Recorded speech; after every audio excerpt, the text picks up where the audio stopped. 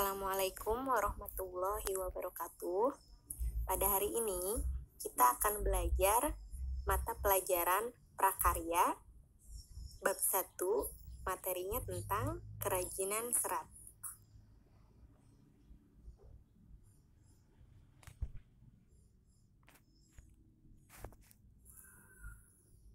Sekarang Ibu akan jelaskan apa sih pengertian serat alam.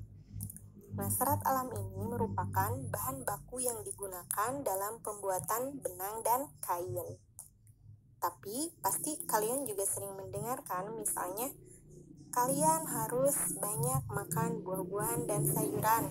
Kenapa? Karena banyak mengandung serat agar pencernaannya lancar. Nah, jadi serat ini juga sering dikaitkan dengan sayur-sayuran, buah-buahan, dan juga tekstil. Yang akan kita bahas di sini adalah serat alam yang digunakan untuk tekstil. Sebagai bahan baku dalam pembuatan benang dan kain, serat memegang peranan penting.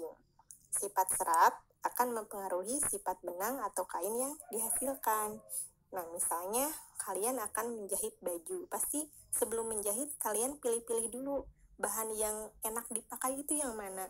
Yang ke badannya adem, yang tidak gatal, yang tidak panas, seperti itu ya, bisa dimengerti.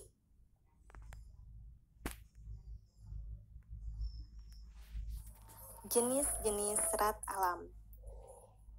Ada dua jenis. Yang pertama, serat dari tumbuhan, bisa diambil dari bijinya, dari batangnya, dari daunnya, dan dari buahnya. Contoh serat tumbuhan yang diambil dari biji adalah kapas atau kapuk. Serat yang diambil dari batang contohnya adalah tanaman eceng gondok, atau bisa juga pelepah pisang. Serat yang diambil dari daun, biasanya daun pandan ya, bisa dijadikan kerajinan tangan yang berasal dari serat. Kemudian serat dari buah, contohnya adalah buah kelapa, yaitu pada sabutnya atau tapas. Nah, kemudian yang kedua ini adalah jenis serat dari hewan. Biasanya diambil dari bulu hewan dan dari hewan serangga. Contohnya yang diambil dari bulu hewan itu adalah bulu domba.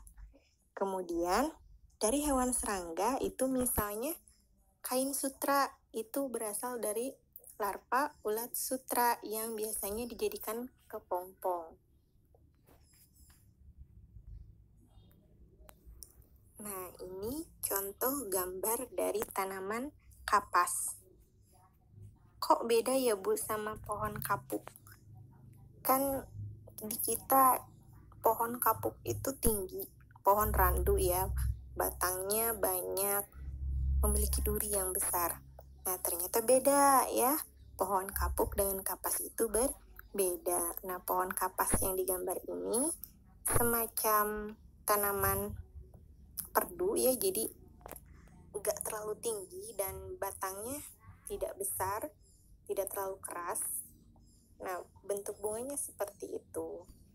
Jadi di dalamnya itu ada bijinya. Nah, bijinya ditutupi oleh kapas.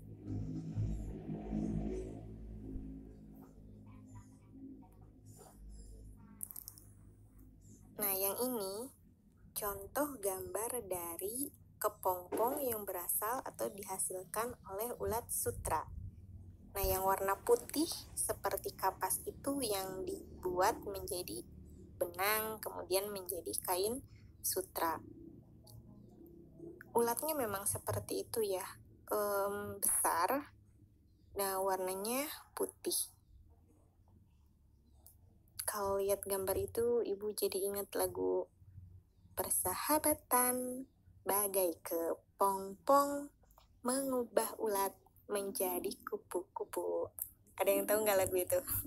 Nggak apa-apa ya, hiburan.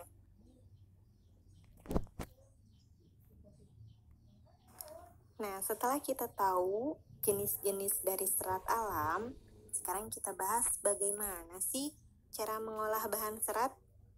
Nah, yang pertama adalah 1. pemintalan benang. Kedua, penggulungan benang. Jadi kalau misalnya sudah jadi benang, si kapas-kapasnya, benangnya digulung biar enggak berantakan, biar rapi. Nah, yang ketiga, dikasih warna, pencelupan warna. Jadi biar lebih menarik. Nah, yang terakhir, dilakukan penenunan benang menjadi kain. Nah, sekarang bagaimana proses produksi kerajinan bahan seratnya? Yang pertama adalah menenun. Itu biasanya menggunakan alat spanram atau bingkai yang direntangkan benang-benang lungsi sebagai jalur jalannya benang tenunan atau pakan. Yang kedua, menjahit. Tahu ya, jahit. Yang ketiga itu adalah diikat. Kenapa diikat? Untuk menyatukan dua benang atau lebih membentuk ikatan yang diinginkan. Kemudian, bagaimana produk dan proses kerajinan bahan seratnya?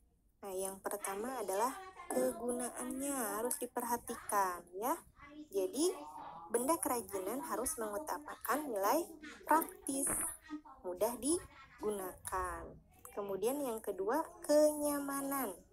Ya, harus bisa bikin penggunanya nyaman. Misalnya baju tadi ya, jadi harus bikin kita nyaman pas saat memakainya. Kemudian yang ketiga, keluasan,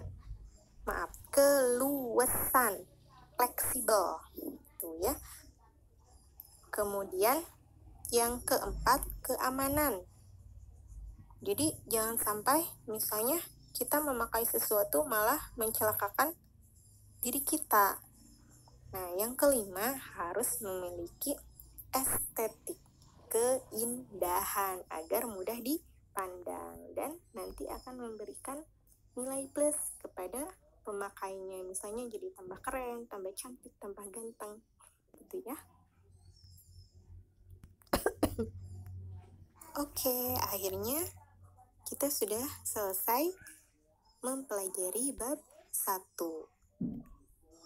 Jangan lupa dibaca-baca lagi, diingat ya, karena ada pelajaran prakarya ini sangat berhubungan dengan kehidupan sehari-hari. Jadi banyak ilmu yang bisa dimanfaatkan dalam kehidupan. Bahkan bisa menjadi nilai komersial. Artinya apa?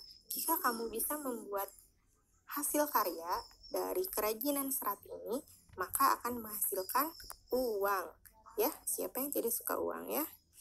Lumayan buat beli kuota ya. Jadi dipelajari, kemudian dipraktekkan, dan kalau hasilnya bagus bisa dijual. Oke, terima kasih.